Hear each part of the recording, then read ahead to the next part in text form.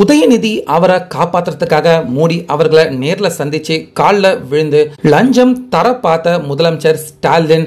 ஆனா மோடி அவர்கள் கொடுத்த தக்க பதிலடி என்னடா இது புதுசா நாடகமாக இருக்கு அப்படின்னு நம்ம அண்ணாமலை அவர்கள் கிழின்னு கிழிச்சிருக்காரு ஸ்டாலின் அவர்களை. அதாவது திமுக ஆட்சிக்கு வந்ததுல இருந்து டெல்லியில நடக்கிற நிதி மாநாட்டுக்கு ஒரு வாட்டி கூட ஸ்டாலின் அவர்கள் போனதே இல்லை.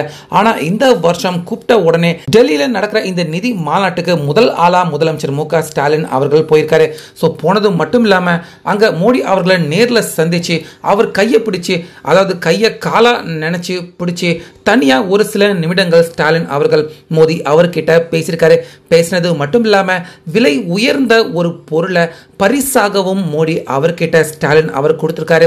ஸோ இதை பார்த்த அரசியல் விமர்சகர்கள் எல்லாருமே தற்போது என்ன சொல்றாங்க அப்படின்னா, உதயநிதி தன்னுடைய மகனை காப்பாற்றுறதுக்காக துர்கா ஸ்டாலின் கடந்த சில நாட்களா டெல்லி அமைச்சர்கள் கிட்ட போன்லயே அவங்க பேசி தன்னுடைய மகனை காப்பாற்ற முயற்சி பண்ணிக்கிட்டு இருக்காங்க.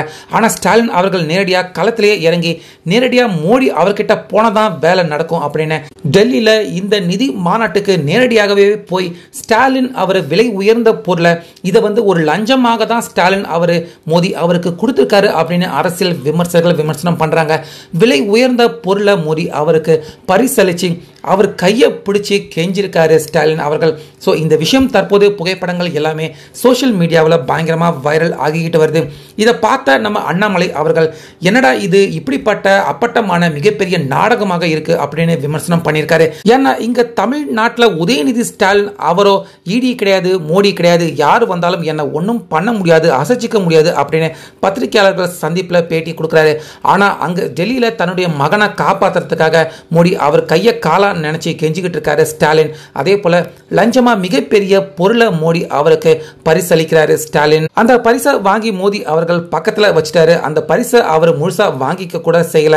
இப்படி தன்னுடைய மகனை காப்பாற்றுறதுக்காக களத்துல இறங்கி இப்படி எல்லார்கிட்டயுமே கெஞ்சிக்கிட்டு இருக்காரு ஸ்டாலின்.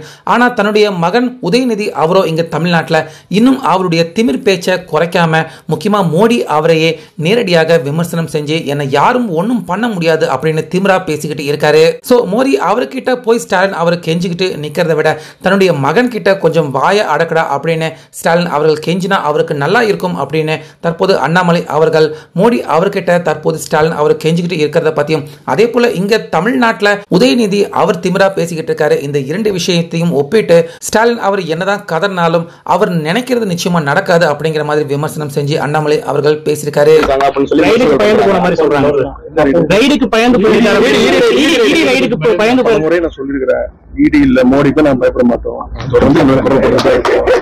என்ன பண்ணாங்க, மிரட்ட பார்த்தாங்க. மிரட்டி அடி பண்ணி வைக்கிறதுக்கு பயப்படுறதுக்கு அடிமை கட்சி கிடையாது திமுக.